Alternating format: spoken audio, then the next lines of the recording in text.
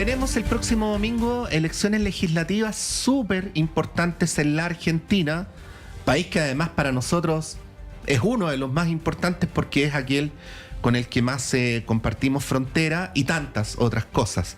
Queremos saludar a esta hora de la mañana y agradecerle por la posibilidad de poder analizar la previa a estos comicios a la académica, cientista política Lara Goiburu. Lara, muy buenos días, gracias por poder conversar esta mañana. Me dicen, Lara, que estás silenciada. A ver si puedes activar. Sí. ¿Qué tal? ¿Qué tal? Buen día, ¿cómo están? Muy Muchas bien. gracias por el contacto. No, muchas gracias a ti, Lara, para poder ayudarnos a entender. Primero, si te pregunto algunas obviedades, tú me sabrás disculpar, pero es para que nuestro público chileno pueda entender. Por favor, al contrario. Algunas cosas que quizás para ustedes son más obvias. Parto por preguntar. Parece haberse instituido esta elección como un plebiscito sobre el presidente y sobre el gobierno, ¿no? Sí, lo que ha sucedido fue que siempre las elecciones de medio término en la Argentina han tenido este tinte, especialmente para las oposiciones, de ser planteadas como una especie de plebiscito o de testeo de cuál es la marcha del gobierno nacional. La diferencia quizás respecto de lo que sucedió en el pasado es que mientras en el pasado las oposiciones intentaban que esto fuera así, decirle a la ciudadanía o plantearle a la ciudadanía es una evaluación de lo que ha sucedido en estos 2 años. Los oficialismos le daban a este tipo de elecciones el tinte que tienen, que son elecciones legislativas de medio término para fortalecer el bloque legislativo, en aquel caso donde tuvieran que fortalecerlo, o para mantener su bloque legislativo eh, o aumentarlo en el caso de que tuvieran un bloque ya legislativo propio. Esta elección ha sido planteada también como un plebiscito por el propio gobierno nacional. El propio gobierno nacional también ha planteado o le ha dado el tinte a esta elección de un todo o nada, con lo cual estamos asistiendo en términos históricos a una elección legislativa, diría, la que será más recordada desde que recuperamos la democracia en 1983, sí. Sí.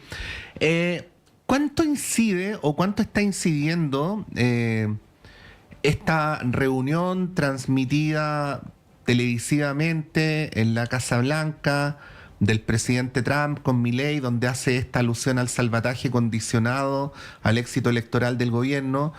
Cuestión que, Lara, sabiendo que chilenos y argentinos tenemos culturas políticas distintas, pero desde este lado de la cordillera nos pareció una escena asombrosa, ¿no? Como alguien se expresa de la manera en la que lo hizo Trump sobre la política de otro país. Pero bueno, ¿cómo rebota esto dentro del escenario político argentino y cómo se inserta en tu análisis en los clivajes con que los ciudadanos y ciudadanas van a ir a votar? Bueno, la realidad es que el salvataje de los Estados Unidos y esta reunión de la que hablabas, Patricio, viene ya sobre un lienzo, digo yo, de un cúmulo de situaciones que la Argentina viene viviendo desde el mes de mayo, ¿no? Desde el mes de mayo se sucedieron varios casos que movilizaron a la población enormemente. En primer lugar, desde mayo la inflación está estabilizada en alrededor de un 2% y sin embargo la situación económica de las familias no mejora. Y ese es un dato importante a tener en cuenta. Los argentinos están yendo a esta elección en un contexto económico donde 8 de cada 10 manifiestan haber recortado hábitos de consumo sostenidamente desde el mes de mayo, donde más del 50% dice que llega con dificultades a fin de mes, muchas o pocas dificultades a fin de mes. También lo que sucedió desde eso en términos económicos, ¿no? En la economía de la familia. Entonces lo que se rompió es que controlar la inflación no necesariamente significa una mejora económica. Lo otro que se dio fueron vetos presidenciales a leyes que para la sociedad argentina eran muy importantes y que fueron rechazadas esos vetos en la ciudadanía, en la opinión pública. Cuando salimos a preguntar a la opinión pública, en más de un 65%. El veto a las mejoras en las jubilaciones, especialmente en las jubilaciones mínimas, el veto a los salarios del hospital de niños más importante de la Argentina, como es el Hospital Garrahan, y especialmente el veto a discapacidad, a la emergencia en discapacidad, tuvieron un rechazo de más del 65% de la población argentina. Sobre eso, sobre ese rechazo, se empezaron a conocer algunas sospechas de casos de corrupción. Aparecieron audios que vinculaban a funcionarios de alto rango de la Presidencia de la Nación, especialmente audios que no solamente funcionarios de alto rango, sino que estaban a cargo de la Agencia Nacional de Discapacidad. Pensemos el rechazo al veto y estos audios de sospechas de coimas en esa agencia de discapacidad que vinculaban directamente a la Secretaría General de la Presidencia. Después hubo un caso de distribución de fentanilo contaminado en varios hospitales, que fue un caso de mucha importancia porque hubo varias muertes alrededor de eso, y la ciudadanía en casi un 60% responsabiliza de esto al Estado Nacional por sus faltas de control. Y finalmente, en la provincia de Buenos Aires, el primer candidato a diputado nacional tuvo que renunciar por sospechas de vínculo con el narcotráfico. Entonces, en todo ese escenario, ¿no?, que termina con, quizás pone en riesgo, pone en jaque esas dos banderas con las que había asumido esta presidencia. La primera tiene que ver con el control de la inflación, como una manera de mejorar la economía de las familias. Bueno, eso no mejoró, la economía de las familias está cada vez peor.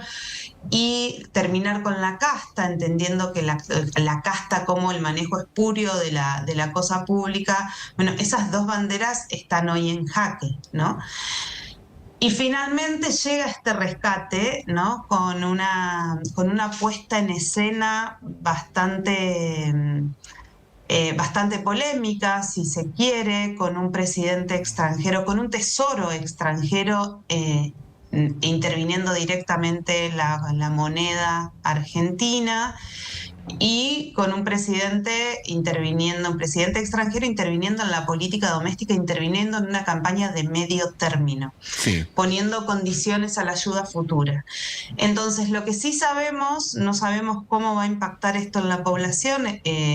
Históricamente, y de acuerdo a las mediciones de algunos colegas, pero también a mediciones propias allá sobre el mes de abril, la población se encuentra dividida. Quienes apoyan al gobierno nacional ven esto con buenos ojos, quienes están en contra del gobierno nacional ven esto con malos ojos, pero ese votante, hay un votante blando, decimos nosotros, que optó por este gobierno allá por 2023, que hoy no sabemos cómo se va, el votante blando, que era el viejo votante del PRO, del presidente Macri, el partido del expresidente Macri, que en este momento no sabemos cómo se va a comportar. No sabemos, es el votante que no fue a votar en las elecciones provinciales de la provincia más importante, la provincia de Buenos Aires, y eso le implicó al gobierno perder esas elecciones provinciales por un porcentaje bastante alto, en el recuento final casi 16%. Entonces, ¿cómo se comporta ese votante que, aparte de su votante al que las cuestiones vinculadas a la transparencia en la gestión y la estabilidad económica le importan mucho? Cómo se comporta ese votante va a ser la clave del resultado del próximo domingo. Sí, estamos conversando con la cientista política Lara Oiboru. Lara, a ver, en el plano que tú planteas de los polos o de la polarización, hago la prevención, con lo que voy a decir a continuación no quiero ser grosero con el presidente argentino, porque no me gusta ser grosero con nadie, entonces no voy a hablar de la persona, sino del fenómeno político, ¿no? El presidente Milei, en tanto fenómeno político, es una anomalía, ¿no? Es muy infrecuente que un dirigente con sus características llegue a dirigir un país, más aún un país como Argentina. Entonces, Pienso que más que analizar a la persona hay que analizar las condiciones previas que llevan a que algo así suceda, y ahí es donde aparece muy fuertemente la decadencia del kirchnerismo y muy en especial el derrumbe que tuvo el gobierno de Alberto Fernández, ¿no? Y dentro de los análisis que uno lee es que muchos votantes en Argentina no se han decidido a terminar de darle la espalda al gobierno del presidente Milei porque tienen o malos recuerdos de lo otro, o no ven una alternativa distinta a la que siguen apoyando a pesar de todos los problemas que tú has descrito. ¿Cómo ves eso otro, no? Esa reconstitución de la oposición, o en qué está ese polo que recordemos que en campaña Lara a Milei le fue muy útil, ¿no? Decir, yo soy todo lo contrario del kirchnerismo, ¿no? Y esto, qué duda cabe que le significó un apoyo ciudadano importante. Bueno, también durante este año una de las cosas que sucedió fue que la expresidenta, principal dirigente del kirchnerismo, que el kirchnerismo es una parte del peronismo, no es todo el peronismo, ¿sí? El peronismo nacional tiene varias ramas, el kirchnerismo es solo una, pero era hasta ahora la rama que más votos llevaba dentro del peronismo. Pero también lo que sucedió en este tiempo fue que la expresidenta hoy está presa e impedida de poder participar en elecciones. Entonces quizás esa idea de soy yo o el kirchnerismo dejó de funcionar en términos electorales. Ya no funciona porque lo que vemos es un kirchnerismo bastante desarmado y bastante desorientado. De hecho, contrario a lo que ha sido toda su dinámica electoral previa, en estas elecciones está yendo a estas elecciones con una campaña muy suave del estilo: cuando el enemigo se equivoca no hay que interrumpirlo, ¿no? Sin embargo, han florecido en el país otras opciones. Hoy hay terceras, hoy lo que vemos cuando vamos a las elecciones, en las elecciones estas de medio término, se dan en la Argentina provincia por provincia. Cada provincia elige una cantidad de diputados acorde a la cantidad de población que tienen. Entonces tenemos provincias donde la cantidad de diputados que se van a elegir, por ejemplo, como la provincia de Misiones, son 3, y las listas que se presentan a disputar esa cantidad de diputados, esos 3 diputados, son 11. 11 listas para 3 cargos.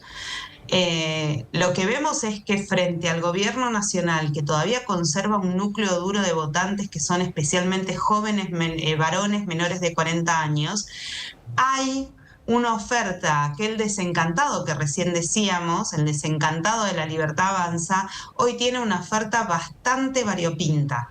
No va, por supuesto, ese votante, de acuerdo a las investigaciones, podemos asegurar que no va a ir a votar peronismo, pero tiene otras opciones, y esas opciones las tiene bastante fragmentadas. Hay una fuerza que han presentado unos 6 gobernadores, que se llama Provincias Unidas, que es muy fuerte en algunas provincias como Córdoba y Santa Fe, que son 2 provincias importantes en términos de su peso electoral y económico en la Argentina. Entonces podemos prever ahí que se puede dar un escenario de tercios en esas provincias. Después hay opciones en la provincia de Buenos Aires, que prácticamente se comporta como un país en sí mismo, dada su extensión y su heterogeneidad. Y ahí tenemos terceras opciones también que tienen que ver con el sello de Provincias Unidas, o otras opciones más pequeñas como Potenciar, etcétera. En Ciudad de Buenos Aires también tenemos otras terceras opciones. La oposición tiene una oferta fragmentada, mientras que el oficialismo tiene claramente una única oferta. Entonces lo que podemos prever es que el Congreso que resulte de esta elección no va a ser un Congreso donde La Libertad Avanza, el oficialismo nacional, obtenga la mayoría que necesita propia para gobernar solo. Inclusive en el mejor de los escenarios, eso no iba a suceder. pero probablemente gane menos bancas de las que tenía pensadas ganar en marzo, ¿no? Donde teníamos un gobierno bastante más fortalecido en términos de imagen de gestión e imagen presidencial, pero de todos modos va a fortalecer su bloque, pero sí o sí va a necesitar negociar con estos otros bloques que surjan de esa oposición variopinta. Y Fuerza Patria, que es hoy la fuerza dentro de la cual se encuentra el kirchnerismo, un kirchnerismo también que está disputando su propio liderazgo, dada la no presencia de Cristina Fernández, se iba a conservar un bloque de alrededor de 100 diputados, con lo cual va a ser un bloque homogéneo que va a estar presente y le va a presentar dificultades y lo va a obligar al gobierno nacional a negociar y a rever cada una de las medidas que vaya a tener que tomar de acá al 27. Sí. Como dice una colega, Mariel Fornoni, el 27 de octubre en la Argentina empieza el 27. El 27 empieza el 27. Uh-huh. Lara, bueno, esta es una entrevista periodística, así que la última pregunta debería ser estrictamente coyuntural, pero voy a hacer otra cosa. Te quiero hacer una pregunta, si se quiere, más estructural o ideológica. La breve introducción es la siguiente. Como tú sabes, este país tuvo un proceso privatizador gigantesco en las últimas décadas. Entonces, cuando uno va a Argentina, le llama mucho la atención el contraste entre una cultura estatal que seguía siendo muy fuerte, ¿no? Con ciertas cosas que a nosotros nos parecen fantásticas, como la educación gratuita, como la salud gratuita, pero también están otras cosas como los ñoquis, como la hipertrofia del Estado en algunas áreas, también cosas que uno veía quizás teniendo otra subjetividad, de que algunos de los subsidios en Argentina apuntaban a cosas que no eran estrictamente necesarias para la gente que más lo necesitaba, y que fueron debilidades de las cuales se basó muy fuertemente Milei para señalar el extremo contrario, ¿no? Que, citando lo textual, el Estado no es parte del problema, sino que es el problema, ¿no? Una cosa muy asombrosa que lo diga un jefe de Estado. Bueno, hecha la introducción, ¿cómo piensas que se está ajustando la relación del sentido común argentino con el Estado, ¿no? Habiendo tenido estas falencias que describió Milei, pero ahora habiendo pasado por lo estrictamente contrario. Mira, ahí hay dos cosas que sucedieron estos 2 años, que quizás habían ya empezado a suceder desde el 2021 en las elecciones de medio término que tuvo el gobierno de Alberto Fernández. Esta primera, en términos ideológicos e idiosincráticos, no solamente de la ciudadanía, sino también del sistema político. Pasó primero en la ciudadanía, y cuando sucede un cambio en la ciudadanía, el sistema político lo absorbe. Que es esta idea de el Estado tiene que ser eficiente. Y el país tiene que perseguir una estabilidad macroeconómica y un equilibrio financiero, porque si eso no sucede, tarde o temprano terminan siendo las familias la economía doméstica la que sufre estos desbalances. Uh-huh. Si me animo a decir, dadas los relevamientos de opinión pública que venimos haciendo en los últimos meses, que eso ha sido un cambio en la sociedad. La sociedad tiene claro hoy que hay cuestiones que deben estar en manos de privados, que hay subsidios que son distorsivos, sobre todo porque en la Argentina los subsidios tampoco eran nacionales, uh-huh, sino que subsidios en una zona del país impactaban en el encarecimiento del mismo servicio público en otra zona del país. Uh-huh. O sea, Argentina es bastante extensa y bastante heterogénea, entonces esta idea de no todo tiene que ser subsidiado, esos cambios de opinión fueron prendiendo en la opinión pública. Si se quiere, en eso este gobierno fue exitoso. Esa batalla cultural parece haber sido efectiva en este sentido, y el sistema político también entiende que un país sin equilibrio fiscal es un país que no es atractivo para las inversiones extranjeras, y que las inversiones locales no son suficientes especialmente para el tipo de desarrollo que Argentina está encarando por recursos naturales, ¿no? El desarrollo energético fundamentalmente. Entonces ahí parecería empezar a nacer una nueva idea. Y después está esta otra dimensión que el presidente de la Nación y esta gestión, especialmente la gestión, no el presidente en persona, digo, su gestión, ha logrado, que es un achicamiento del Estado bastante grande, del Estado nacional. Porque otra cosa después son los estados provinciales, ¿no? Que ahí es otro métier. Argentina es un país federal, pero el Estado Nacional ha tenido un achicamiento bastante grande por dos razones. Una que fue efectivamente el achicamiento, que fue dar de baja contratos temporales o contratos temporales, pero que se renovaban año a año, que existían en el Estado Nacional, un gran porcentaje. Y la otra medida fue el congelamiento de los salarios públicos, con lo cual también muchos profesionales optaron por pasar del sector público al privado. Ese cambio pareciera estar hecho, no parece, según el gobierno nacional no está finalizado, y son necesarios también en términos macroeconómicos y de estabilidad macroeconómica, las dos medidas que el gobierno nacional hoy tiene pendientes de aquellas promesas con las que asumió en el 2023 y que el mercado está pidiendo. Que la primera tiene que ver con una reforma tributaria en la Argentina, donde va a estar esto que vos decías, ¿no? Subsidios, impuestos, tasas, hay una superposición impositiva que ya todo el sistema político también reconoce, es muy distorsiva para la actividad privada. Y la otra es la reforma laboral en la Argentina, porque tenemos ya por lo menos la mitad de la población económicamente activa en la Argentina que se encuentra en el mercado informal, porque contratar formalmente tiene muchos costos, especialmente para las pymes. Esas dos reformas van a requerir para estos próximos 2 años mayorías en el Congreso importantes, porque son dos reformas donde en Cámara de Diputados, sobre todo la reforma impositiva, tiene que ser iniciada en Cámara de Diputados, y ahí es donde están puestos todos los ojos, tanto de los mercados, como el sector financiero o los sectores productivos, como de la política, de qué manera el presidente o esta gestión va a lograr recuperar el diálogo que necesita recuperar para sacar adelante estas leyes, dado que no van a tener un Congreso, no van a ser mayoría en el Congreso, van a depender de su alianza con el PRO, una alianza que en los últimos meses ha sido bastante vapuleada, y de la alianza con los gobernadores, con los bloques de los gobernadores, que también es una alianza que en los últimos meses ha sido bastante vapuleada. Sí. ¿Cómo se reconstruya ese diálogo? Va a ser una de las claves de estos 2 años. Lo veremos a partir del 27, ¿ah? Como tú decías. No.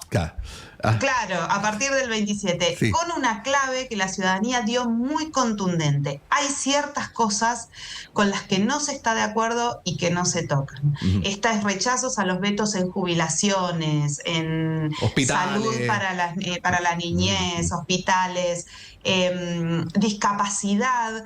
Son temas que son caros a la idiosincrasia argentina. Sí. Educación y salud son cosas para proteger. La ciudadanía ya dio la señal, veremos qué sucede. Lara, nos encantaría seguir conversando contigo. Tú sabes cómo son los programas de radio, hay otros temas. Sí. Tenemos aquí un caso de corrupción donde hubo absolución generalizada, así que también lo tenemos que tratar, pero tenemos a Argentina muy presente en nuestra pauta periodística, por supuesto sabiendo que también lo es para nuestros auditores y auditoras. Muchas gracias por esta conversación y que tengas un buen día. Igualmente, y a disposición cuando gusten. Un abrazo. Gracias, Lara.